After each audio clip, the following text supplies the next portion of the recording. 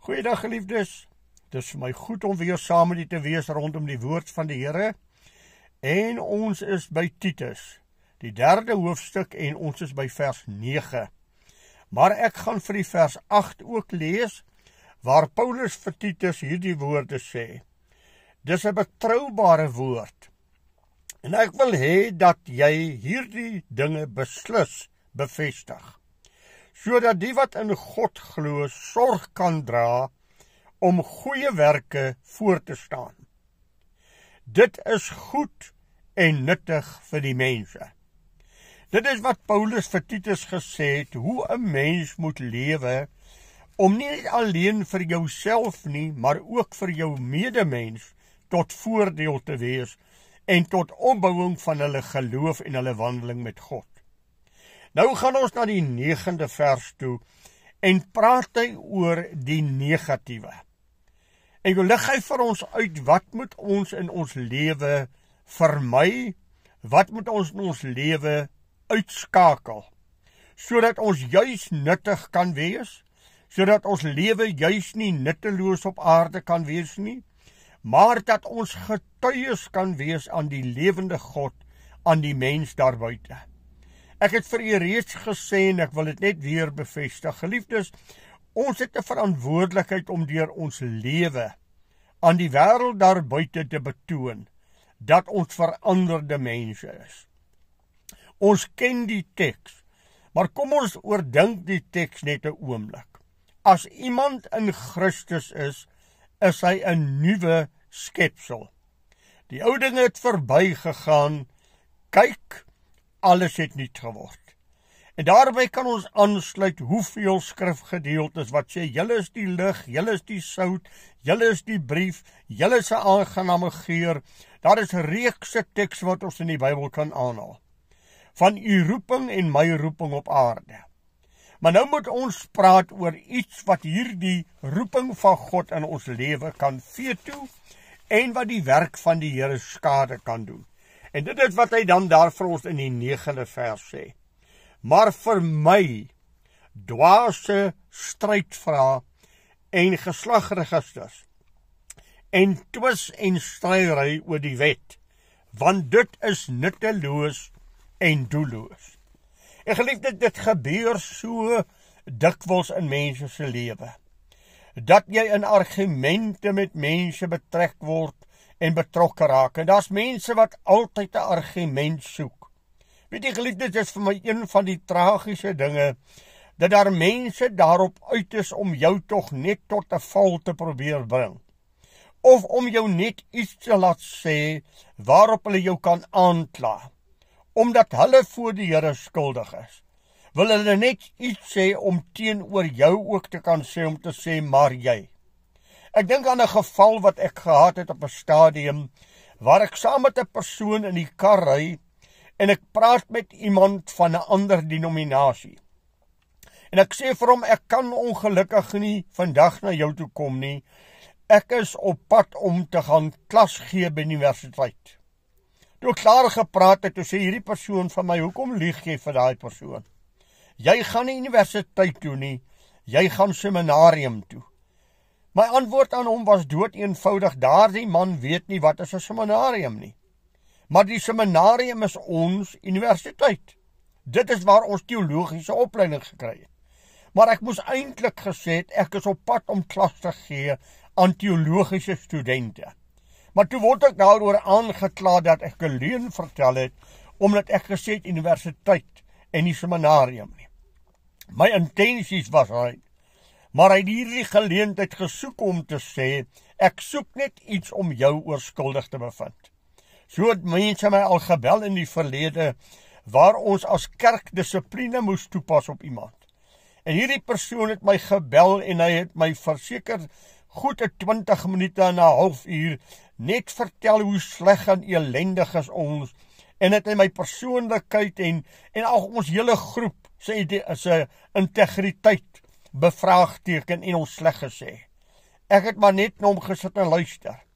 Nadat hy 'n langer relaas gehad het op die einde, toe sluit hy af met hierdie woorde, ag dominee Jannie, Askies man, ek het nou 'n klomp goed teenoor jou kwyt geraak, net om te kyk of jy jou nie dalk sal vererg en ek 'n klag teen jou kan lê nie. In die lewe van die Here Jesus.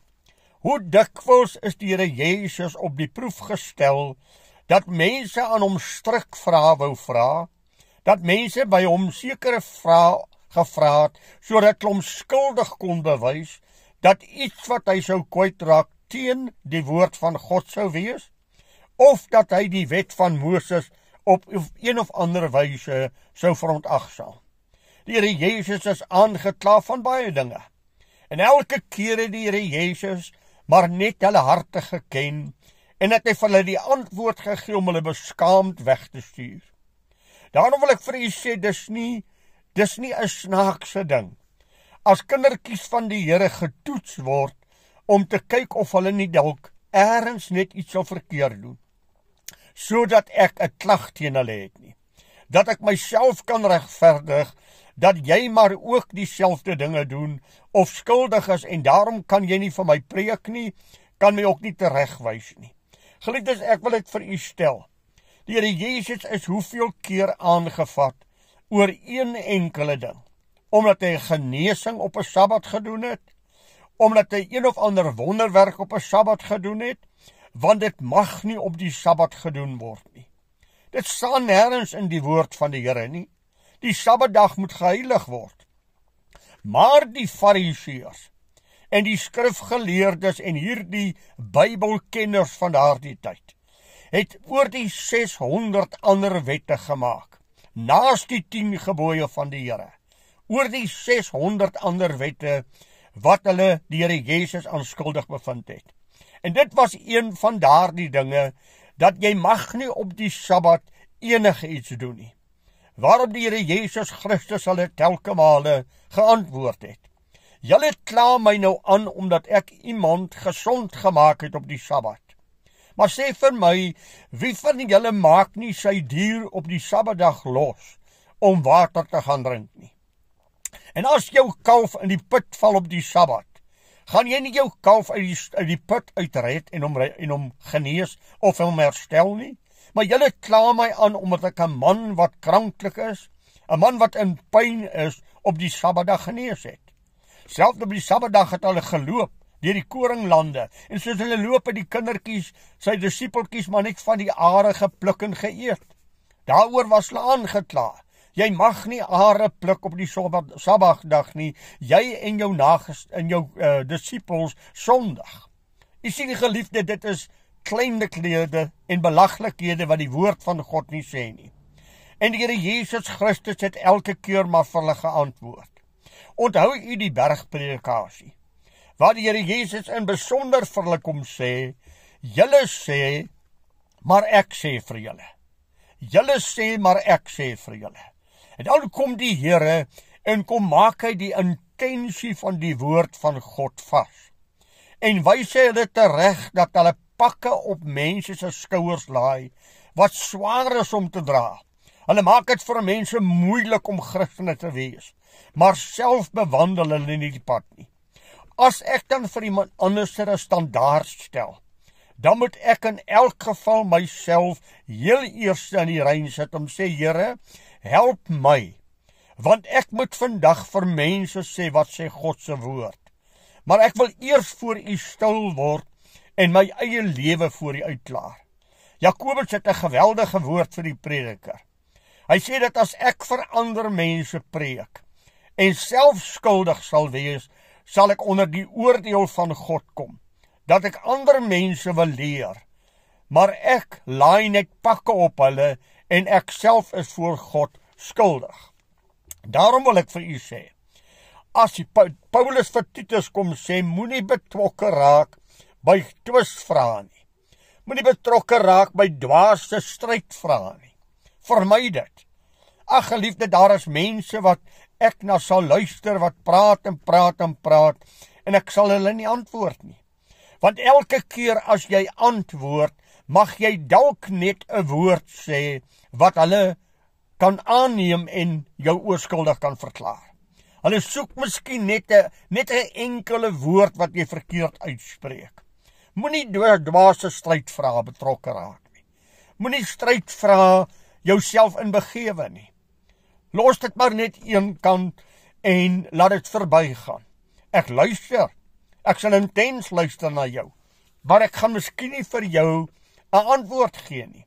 Ek gaan miskien net sê ja, of ek gaan miskien net sê nee. Of ek gaan glad nie reageer nie. Ek hoor jou net. Daarom sê Jakobus ook vir ons, dat ons gou moet wees om te hoor, stadig om te praat en stadig om toornig te word. Hoeveel mense kan sê, ek kan my hare uit my kop uittrek, ek kan my tong afsny oor dit wat ek gesê het, want ek het 'n woord op 'n verkeerde tyd gesê, wat altyd teen my sal staan, en waaroor mense my sal aankla omdat ek 'n verkeerde woord gebruik het. Moenie betrokke raak by twiste nie. Moenie betrokke raak by enige iets waar mense in 'n stryd is nie. Onttrek jouself daar. En sê, broeder, vergewe my asseblief, verskoon my asseblief, maar ek gaan nie in 'n stryd met jou betrokke raak nie. As dit is die standpunt wat jy handhaaf, is dit reg. Maar ek gaan nie met jou stryd daaroor nie. Ek gaan jou nie probeer oortuig nie. Veral as dit iemand is wat nie leersaam is nie. Veral as dit iemand is wat onoortuiglik is. Ek gaan my nie laat oortuig nie. Dan ken jy jou kliënt. Een van my voormalige lidmate op Waterval Boven het die belangrike uitspraak eendag gemaak: Dominee, jy ken jou kliënte. Jy weet hoe om met sekere mense op te tree. Daar's sekere mense wat jy mee kan praat en hulle luister. Daar's ander mense wat so vol is van hulle self, dat hulle buitendien nie luister nie, maar hulle wil slim wees, hulle wil jou uitdaag, en hulle wil kyk of hulle jou nie in een of ander strydvraag kan vasvra nie. Sê dan ook, mense vra my vrae, wat ek nie kan antwoord nie, dan sê ek weet nie. Ek reken die volgende, maar ek kan dit nie met gesag vir jou sê vanuit die skrif nie, want ek het nie skrif om vir jou dit te sê nie. So as ek praat, dan is dit my opinie.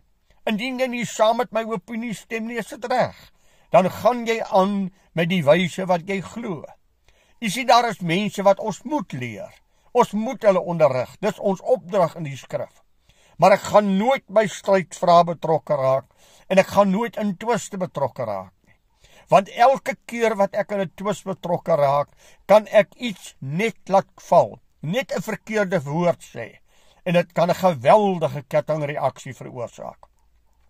Ek wil vir u dit stel. Pas op dat jy veral nooit ou kindjie van die Here te nakom deur iets wat jy sê nie. Ons kan so maklik vir iemand iets toevoeg wat pyn in sy lewe het. En weet jy, die kerk van die Here het al so baie gelei deur mense wat verkeerde dinge teenoor ander mense sê. Wat ander mense iets toevoeg of net 'n verkeerde woord sê en mense uit die kerk uitdrywe. Kom ons as kindertjies van die Here wees voorbeelde. Kom ons wees lankmoedig. Kom ons wees barmhartig. Kom ons wees sagmoedig. Kom ons kweek die kwaliteite van die Here Jesus Christus in ons lewe, dat ons nuttig sal wees vir die mense om ons, en dat ons nie betrokke sal raak by nuttelose stillery, wat mense se geloof kan kelder en mense van God af kan wegdrywe nie. Vra die Here altyd om vir jou versigtig te maak, soos die slange, opreg soos die duwe. Want u weet dat die woord van die Here vir ons daar in Matteus 12 vers 36 sê, deur jou woorde sal jy by God geregverdig word, en deur jou woorde sal jy by God beskuldig en beskuldigend staan. Pas op wat jy sê, pas op wat jy praat. So die ou mense altyd gesê, dink voor jy praat, tel 10 voor jy praat, en maak seker dat die woorde wat jy sê is opbouende woorde, jou woorde wat met sout besprinkel is, en dat jy niemand, veral geen kindjie van die Here, skade aandoen, die dinge wat jy sê nie. Mag die Here vir ons help, om vir mekaar 'n getuie te wees, en nêrens tot oorsaak te wees, dat iemand seer kry, en dat iemand benadeel word, deur my gedrag, en deur die wyse wat ek opgetree het nie. Die Here seën vir u, ons bid vir mekaar, en mag die Here besonderlik naby u wees in hierdie dag. Goeiedag vir u, en die Here se rykste seën.